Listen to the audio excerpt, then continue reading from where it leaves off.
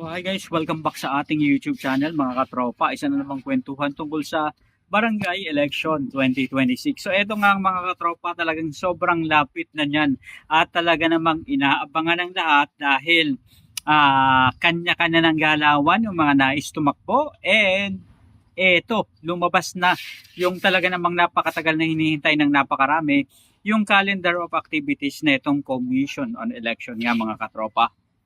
Siyempre, dyan sa paglalabas ng Commission on Election ng mga calendar of activities nila, nandyan na yung kailan ba yung gaganapin yung election, kailan gaganapin yung campaign period, at siyempre, yung filing ng candidacy na talagang sobrang lapit na September, mga katropa.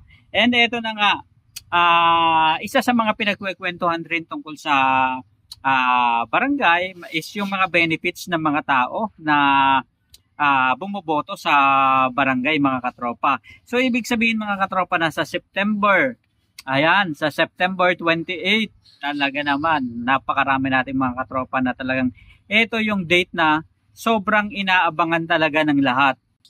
Dahil pagtungtong nga mga katropa na itong September 28 hanggang October 5, filing of certificate of candidacy na itong mga katropa natin na gustong tumakbo dito sa BSK election. And syempre mga katropa, alamin nyo kung paano ba yung proseso na dapat nyong pagdaanan at dapat nyong i-prepare ng mga requirements para at least hindi na kayo mabingo pa at paulit-ulit na bumabalik sa COMELEC para mag-file ng inyong certificate of candidacy. And make sure mga katropa, mag-file ng mas maaga para at least kayong sigurado ang mauna. So ngayong araw na ito mga katropa, pag-uusapan natin itong ang tungkol sa iba't ibang benefits na itong PWD. Isa kasi sa mga concern dito sa barangay is yung mga PWD. Siyempre, persons with disabilities. Ibig sabihin, mga gifted, ayan, mga katropa natin na talaga namang masayahin, mga jolly. Ayan, ibig sabihin nito mga katropa, sila ay merong mga benefits na yung mga barangay is maaari sigurong makatulong sa pagbibigay ng mga benefits na to para ma-avail nila sa mga katropa. So ibig sabihin nito, kailangan nila ng ID, and ano-ano ba yung mga requirements para magkaroon ng ID nito. And syempre sa barangay mga katropa dapat merong campaign period na related, information drive na related tungkol dito para at least yung mga PWD natin is aware sila paano ba kumuha na itong mga ID na ito na makakatulong sa kanila para at least magkaroon sila ng extra na benefits. Ayan.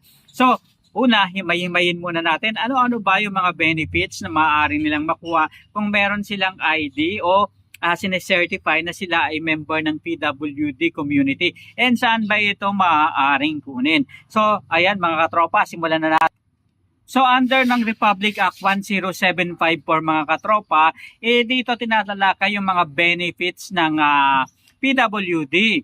Ayan, so, under ng Republic Act 10754, meron dapat silang 20% discount and VAT exemption mga katropa. So ibig sabihin maaari nila itong gamitin pambili ng mga gamot, ayan, sa mga medical expenses, ganoon na rin mga katropa sa mga transportation.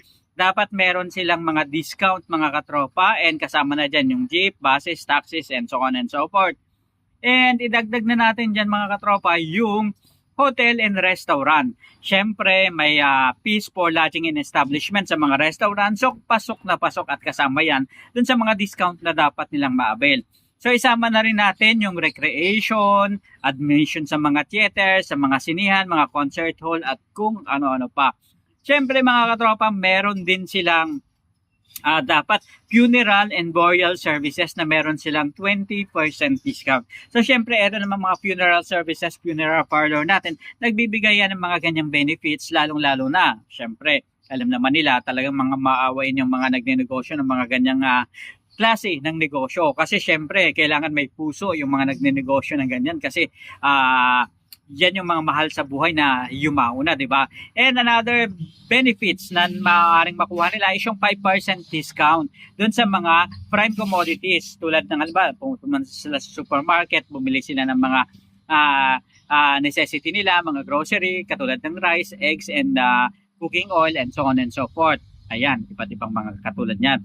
And syempre, meron ding mga kaakibat na privileges mga katropa, katulad na lang yung express lane. Ayan, meron din silang social security benefits kung sila ay employed PWD. And syempre mga katropa, meron din tax incentive yung mga tao o mga nagtatrabaho na merong mga dependent, ayan, ng mga relatives ng mga member ng PWD. So syempre itong mga bagay na ito mga katropa, kahit sabihin mong 20% lang to, malaking tulong ito.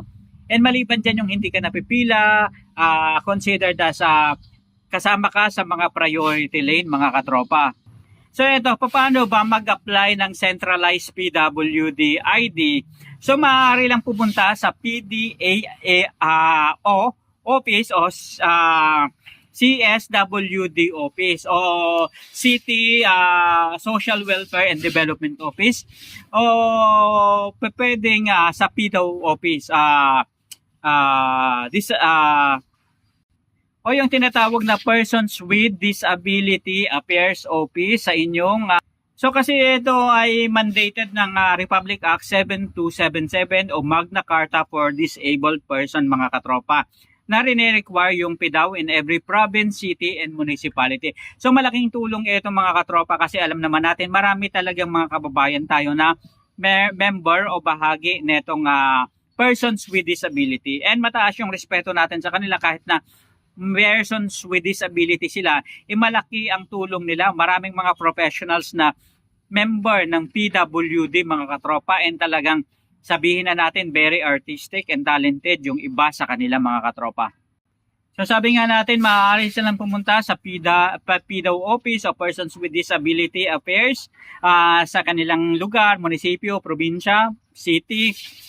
Meron yan mga katropa. And kailangan lang magpasa ng requirements, kasama na dyan yung PWD application form, which is makakatulong yan para at least magkaroon kayo ng maipasok yung pangalan ninyo, yung database yung ano ninyo sa database system sa inyong lugar. And kasama rin dyan pangangailangan yung valid ID pagpipresent nito, and medical certificate or disability certificate.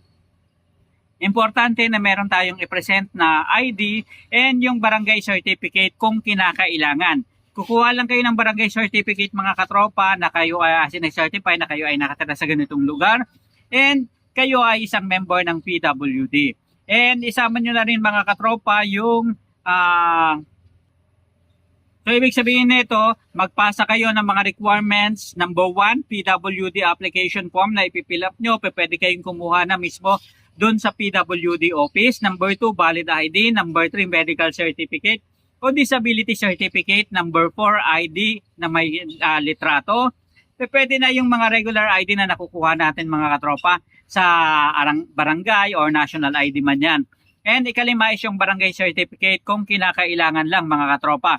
And magkakaroon nito ng verification and pagpapasok, pag-i-encode ng inyong data sa system. So once na nangyari ito, maipiprint na or maibibigay sa inyo kaagad ang ID. Ibig sabihin, i-release ito mga katropa. Kasi centralized na ang printing ng mga ID and maaaring pinaka-maximum na siguro yung 1 week to 2 weeks bago ito maihatid sa inyo para makuha at ma-release nyo itong ID na to.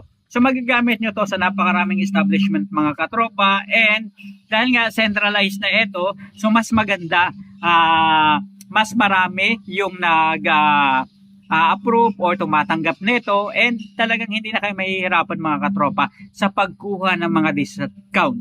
Kaya naman dito sa susunod na BSK election, ibig sabihin nito, kailangan na talaga, ito na yung right time na mamili tayo ng right leader. Linisin na natin yung uri ng pamamahala sa ating bansa.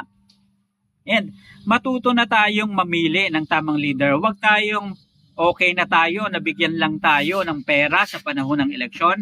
Huwag ganun mga katropa. Mamili tayo ng leader na may concern sa atin at alam nating may magagawa. Kasi sa panahon ngayon mga katropa na sunod-sunod ang mga kalamidad at kung ano-ano pang mga nangyayari, dapat maaasahan natin yung mga leader na nagsisilbi sa atin and leader na namumuno sa atin mga katropa. So sa panahon ng eleksyon ng 2026, napakalapit na dyan mga katropa, November 2, 2026, and sabi ko nga, yung filing of Certificate of Candidacy talaga namang in-announce na ng COMELEC base na rin doon sa kanilang COMELEC Resolution 11191 na nagpapahayag yung calendar of activities nila para ngayong 2026 BSK election.